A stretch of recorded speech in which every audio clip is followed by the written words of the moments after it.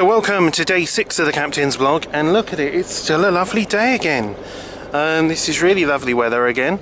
I'm not going to show you my face today, I don't think, though, because the terrible sunburn has gone through its different phases, from lobster to beetroot, and now it's not looking too bad. It's just the skin has all just decided to completely start to peel off.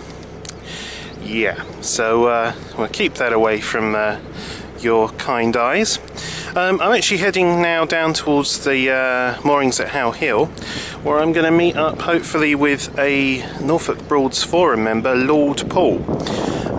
He is a Norfolk photographer and has some amazing videos on YouTube featuring his new aerial drone with a camera. So we might be able to see that in action. I will put a link to his channel at the description page of this video if you want to go and look out at some of his aerial footage of places like Turf End Mill, St Bennet's Abbey and so on. After that, drop off the rubbish at Ludden Bridge and get some water, and then I have no idea. I think it's just going to be a cruise around day to day. So I might stop off at St Bennet's Abbey actually, may visit Ranworth again, maybe even go South Walsham. So I was talking to someone last night about these Captain blogs and how sometimes I feel like I need a holiday from doing them, because you cast off, you pick up the camera, you're going along, you pick up the camera. So, you know, sorry if sometimes, for those of you who like the pretty stuff, the little short films, there hasn't been any of that this time really. But some of you do like just me showing you pretty scenery talking to a camera. So if that's what you like, this Captain's Blog's going to be for you. Next planned trip then is for the Norfolk Broads Forum meet in June 22nd, I believe, at Ranworth Island. Board Tideway from Richardson's at Stalham, so you have a full picture of what that boat's like.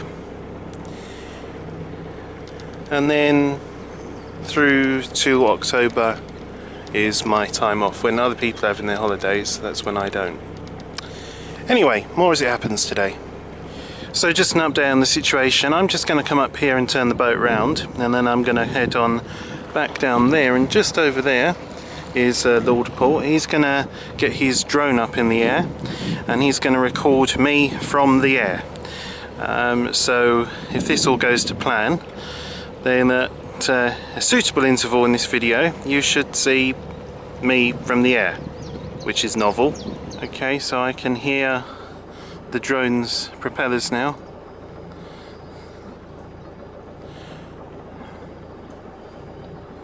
And there it is in the sky.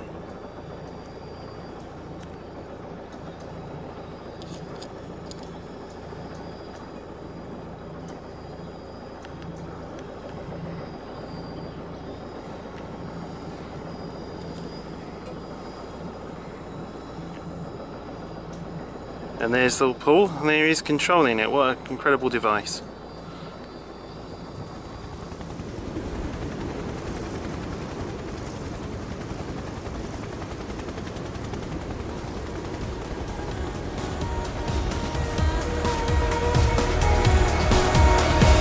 I have been your guilty pleasure.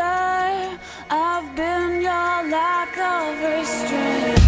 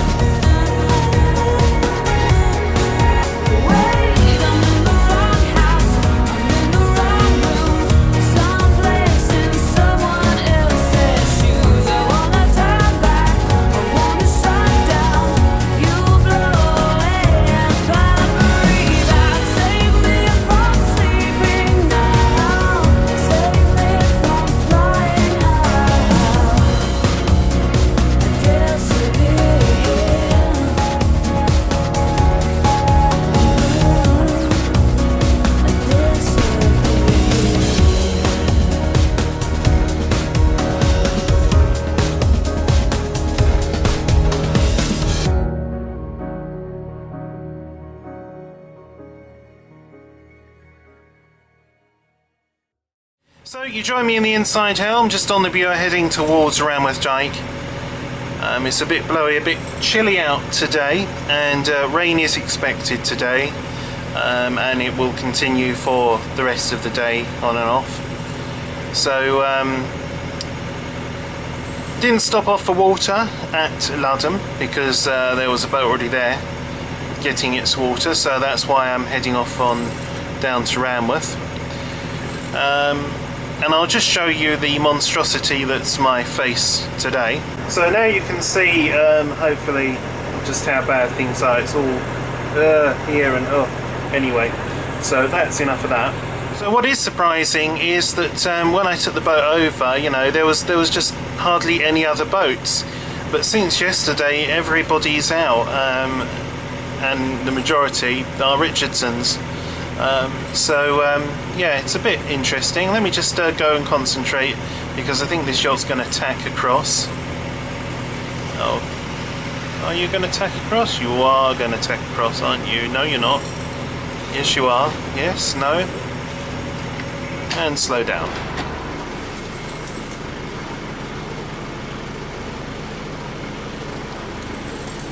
And speed up.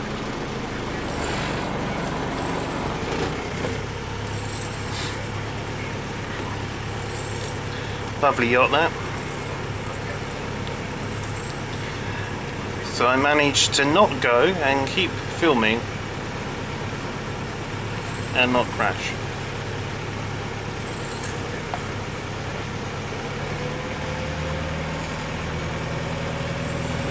So I've just come in to do this piece because it's too windy outside for the camera. The time now is just about 7 minutes past 1 in the afternoon. I'm on the River Bure, having left Ranworth Staithe and heading towards South Walsham.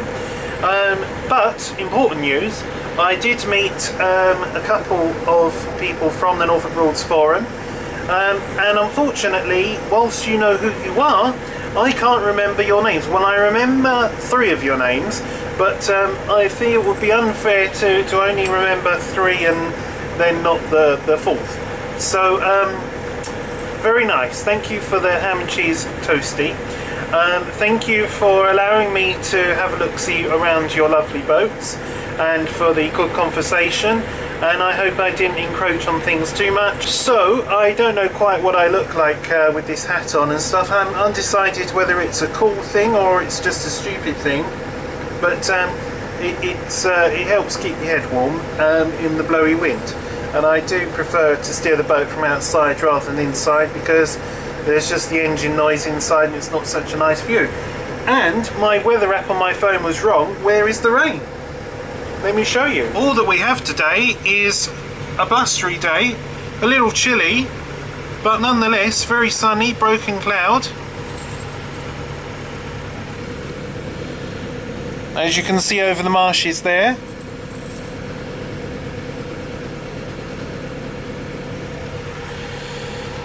So I'm just going to be heading off to South Walsham Broads for no real other reason than I haven't been there for a while, since last July actually, so just to see what's changed. Fleet Dyke, that leads to South Walsham Inner and Outer Broads, was the subject of this new Environment Agency way of dealing with the flood defences, or when they called it kind of a soft barrier. In other words, you see where you have this banking, right? Well, what happens is that over the years the wood rots, and it's a costly thing to take that wood out and put new wood in, only to have another sort of 20 or 30 years later have to repeat the procedure. So instead of having dangerous banks with, you know, warnings of submerged pilings, they are using a new method, which is take all the wood and the banks away and then re-profile the banks at a kind of like a 45-degree angle, and get rid of all the vegetation on the top of them, and you know, leave it for nature to then reclaim and take over. So where you saw on the River Rann all of this bare, horrible mud that looks very barren and very unpleasant, well, that's how Fleet Dyke looked. And let's see today what it looks like now. I believe that Fleet Dyke may have had this treatment done in either 2010 or 2011. I don't think it was 2012. So it's had some time to recover. And I hear as well that some of the wild moorings that one could have on Fleet Dyke have by some been sort of rediscovered. But I also understand that the banks are quite shelving there, so it's still sort of easy as she goes if you're going to attempt that kind of thing. There are moorings along Fleet Dyke, formal made up moorings, and you can mud wait on South Walsham Outer Broad. So that's the next stop then. After that, I do believe we'll probably be heading down the River Thurne. And to be perfectly frank with you guys, from a viewer's perspective, today's Captain's Blog is going to be short, not that interesting, but all this week, basically I've been doing a lot of driving long distances and many hours at the helm, and mooring up for the evening, sometimes sort of when we were on the Southern Broads, it would be sort of, you know, just before sunset. Other times even, like last night, was about 6:30. And so today I've decided I'm going to take it easy, and I'm not going to do a lot of driving today. I'm not going to visit a lot of places. So after having a little nosy at South Walsham, I'm going to come out, find a mooring somewhere, and basically spend the afternoon chilling out. So not all about rushing places or going places on the Norfolk Broads. Perfectly reasonable just to moor up and let the world go by. So here we are, this is Fleet Dyke that leads down to South Walsham, and it's all along here where the bank work was carried out. In fact, there's the sign for the contractors that did this. And as you can see here, you can see the shape of the bank there is a bit different. It's got that very slanted cut to it. But it's no longer all horrible, bare, muddy. It looks pretty natural. And I presume that that's someone there that's had that as a wild mooring. But once upon a time, all of this used to have pilings, and it was all grass, and you could come here and moor, and, you know, in fact, I have a picture of a Caribbean Major that was hired, I believe, in about 1992, that was moored there. So we'll be carrying on down here,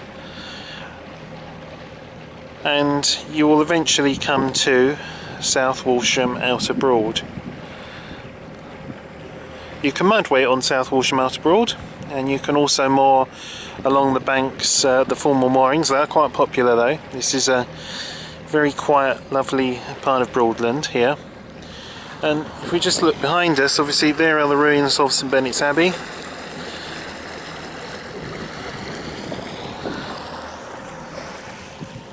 And as you can probably tell on this boat here, you can really see right over the marshes.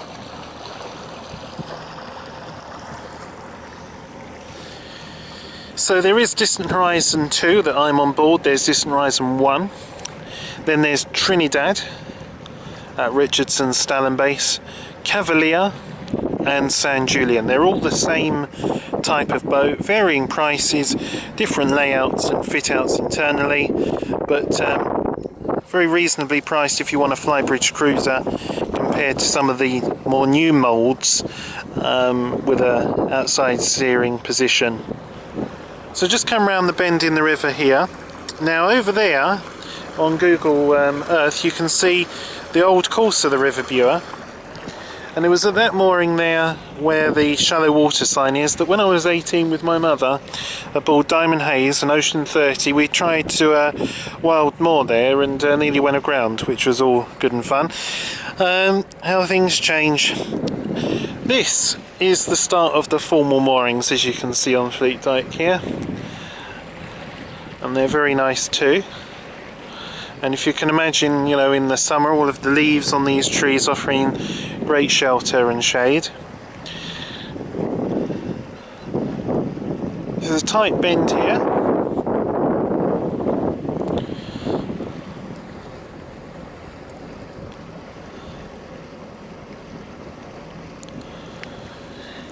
And then you can see in the distance over the marshes, that is St Helen's Church at Ramworth. So if you use that as a kind of a marker point, that's where Ramworth is, that's where we've come from, and we've followed the river meandering round.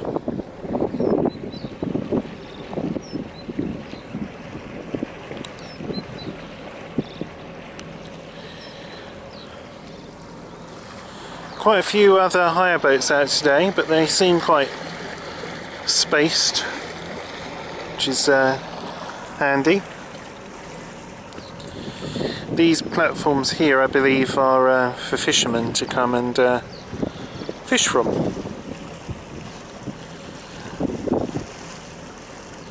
You can see them dotted along.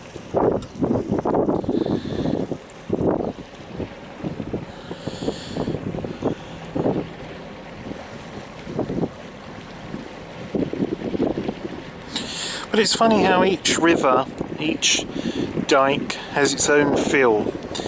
The types of trees, the difference in the level of the land, whether it's a kind of steep bank and then down into the marshland. Remember that quite a lot of the marshland is actually below the level of the rivers, and so there's a lot of these earth embankments to obviously keep the river where it's supposed to be.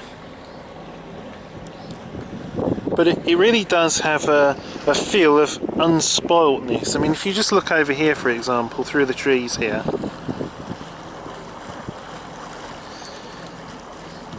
it just looks very natural.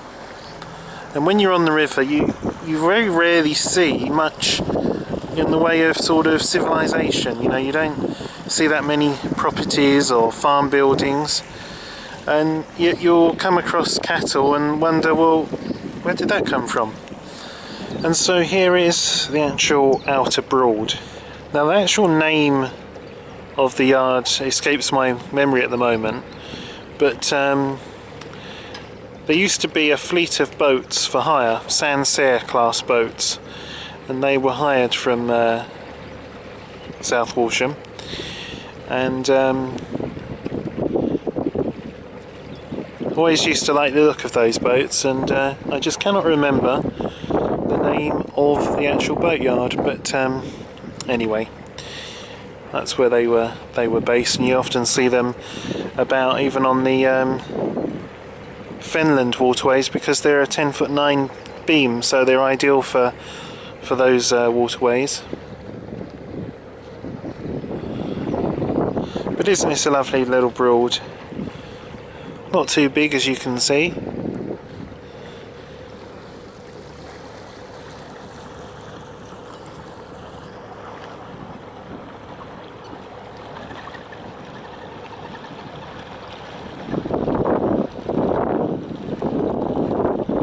Russell Marine, there it is.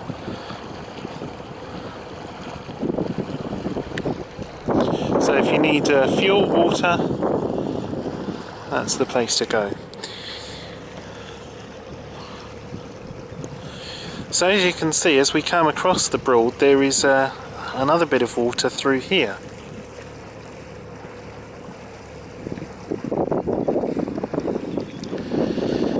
Now you can go through there and you can go around that, but you can't mud wait on that. You can only mud wait on this, the Outer Broad, as you can see this boat over here has. And so we will be just basically spinning round and parting. It would be nice to own one of these properties. So it's back the way we came now, and then onto the River Thurne and to Womack Dyke. So here we are at Womack Dyke, evening mooring already.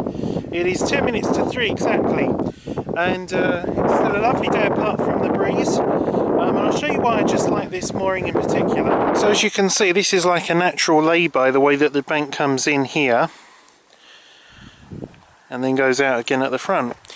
So this is ideal because if Albion, which is one of the restored wherries, is about, this is the widest part of the whole dike here, and so it shouldn't clobber me. Whereas if you moored up here on one of these bends, it could, or even one of Hunter's sailing boats. So this ends day 6 of the captain's vlog. This mooring here was where I came originally to set the cameras up when we were doing that on Tuesday. This was Monday night's mooring. And it was a lot easier mooring here because although it's breezy, the breeze is running this way, so it's pushing the boat on the bank, which is so much easier when you're solo helming, because all you've got to worry about then is getting off the boat. You can take your time with the ropes, with the rond anchors and everything. When I moored here on Monday, it was blowing this way, and it took 10 minutes to try and get the boat in and against the bank before it got blown off. And then you've got to quickly hold the ropes and put a rond anchor in, get a knot on, and then do the next, and that took 5 minutes to try and sort that out. But as you can see today, completely different story. Also, for those of you that like walking, you can moor here and come through here. Hope you can still hear me over the wind. And this is basically the flood bank, and then there's your marshes beyond. And then you can walk along the top of this this bank here. Now I'm not sure if you can walk all the way and somehow get across and into the village of Ludham. If you moor at the 24-hour BA moorings, you can. You can walk along and you can go into the King's Arms in Ludham. A very nice pub, great food. And Ludham itself, beautiful tiny little village, not to be confused with Ludham when you're talking about that and Ludham Bridge, which is just the bridge, not the village. Although if you follow that same road that goes over the bridge, you will eventually come to Ludham. And so there is Distant Horizon 2, an old girl of the rivers despite her quite youthful looks, in excellent condition inside and outside, and even the engine, bless it, it might have lost some of its guts. Some of the horses might have galloped away from it over the years, but it's not let me down. It started first time every time, apart from when I left the engine stop lever out, that is. So I can thoroughly recommend this boat. It's very nice, and these windows being huge, they're even better than what you get on sort of bathtubs when they talk about picture windows. You know, you can really sit here and look straight out, and they are tinted. I think that's quite nice. Some may not, but no, lovely boat. So that is it for now. I'm going to take it easy here and just enjoy the rest of the afternoon.